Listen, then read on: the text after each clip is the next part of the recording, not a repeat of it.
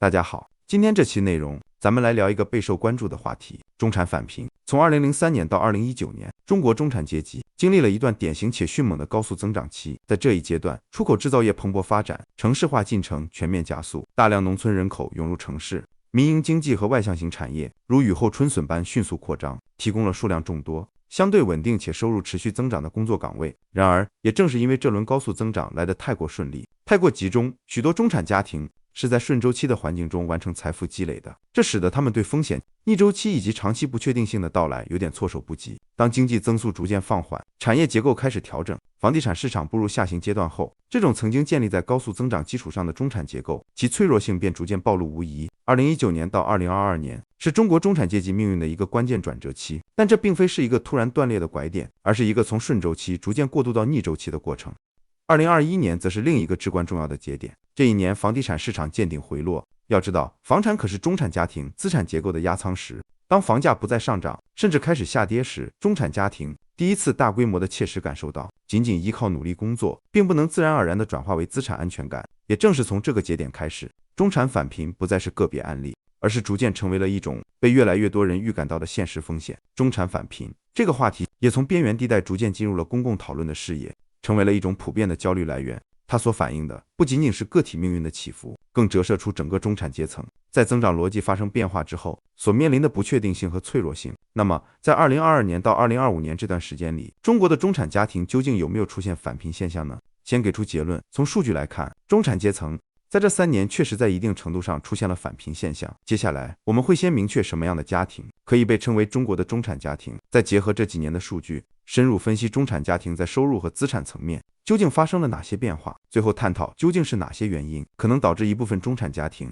重新滑落至较低的收入阶层。实际上，说到中产家庭，大家一直都十分关注，但这个概念本身并没有一个完全统一的标准，不同的机构和研究对中产家庭的划分方法存在很大差异。比如国家统计局主要是按照收入来界定中等收入群体，其标准是一个3口之家年收入在 7.3 万到42万之间就可以被划入中等收入群体。按照这个口径计算，到2025年中国大约会有4亿人属于中等收入群体。不过，这个标准的覆盖面非常广泛，只要收入落在这个区间内基本都算，所以并不能完全体现我们日常所理解的那种相对稳定、体面的中产生活状态。相比之下，一些研究机构的标准则要严格得多。例如，社科院在界定中产家庭时，往往不仅会考虑收入，还会把职业、学历以及资产状况等因素都纳入考量范围。在比较严格的口径下，可能会要求家庭年收入超过35万元，家庭净资产在300万元以上，同时家庭成员中至少有1人具有本科及以上学历，职业相对稳定。在这样的标准下，全国真正能够被认定为中产家庭的比例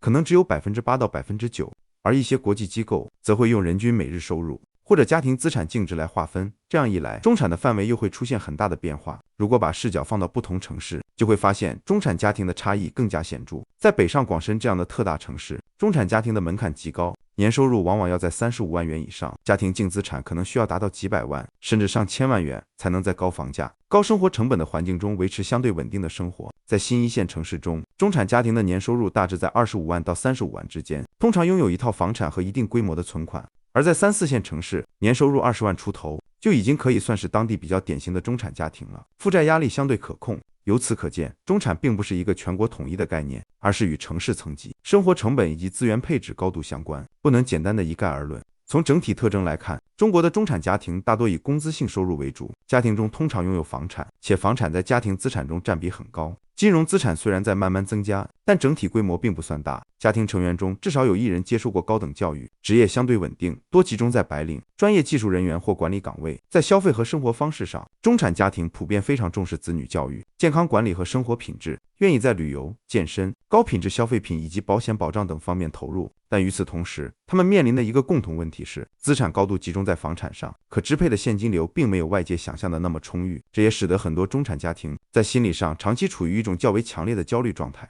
再来看收入层面的变化，从数据来看，2025年全国居民人均可支配收入大约是4万3377元，名义增长在 5% 左右，其中城镇居民人均可支配收入是56502元，同比增长 4.3%， 农村居民是24456元，同比增长 5.8%。这些数字乍一看还算不错，但如果和前些年动辄 8%到 10%的增长相比，就会明显感觉到收入增速已经放缓，而且不同行业、不同岗位之间的分化也越来越明显。在金融、互联网等传统高薪行业中，很多中层岗位在2024年普遍经历了 20%到 40% 的降薪，有些甚至在2025年还在继续下调。同时，人工智能的冲击和产业结构的调整也让一些岗位直接消失，晋升通道变得越来越狭窄，这使得中产家庭的收入稳定性明显下降。从资产端来看，冲击同样十分明显。核心城市的二手房价格从2021年的高点到2024年普遍回调了 20% 到 30%， 而且在2025年依然面临下行压力。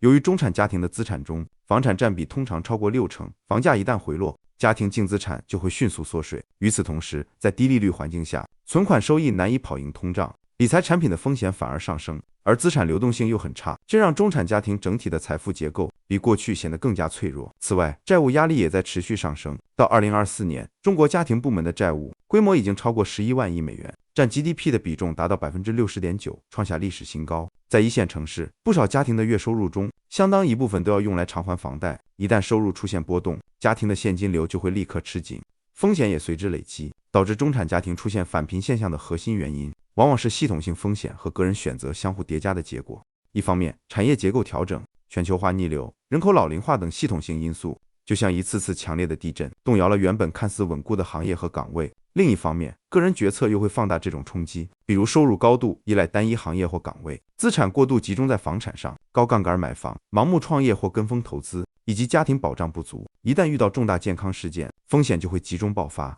这也正是为什么很多人会说，中产阶层是社会中的夹心层。他们不像低收入群体可以干脆无房无贷，也不像高净值人群那样拥有多条退路和缓冲空间。一旦家庭的顶梁柱出现问题，整个家庭就会迅速变得十分脆弱，转型和自救的空间也十分有限。在2022年到2025年这段时间里，中国的中产家庭确实承受了前所未有的压力，收入增长放缓，资产缩水，债务高企，让这个群体的安全感明显下降。未来中产阶层的分化可能还会继续加剧，而在这样一个高度不确定的环境中，如何提升自身的抗风险能力，可能会成为越来越多中产家庭不得不认真思考的重要问题。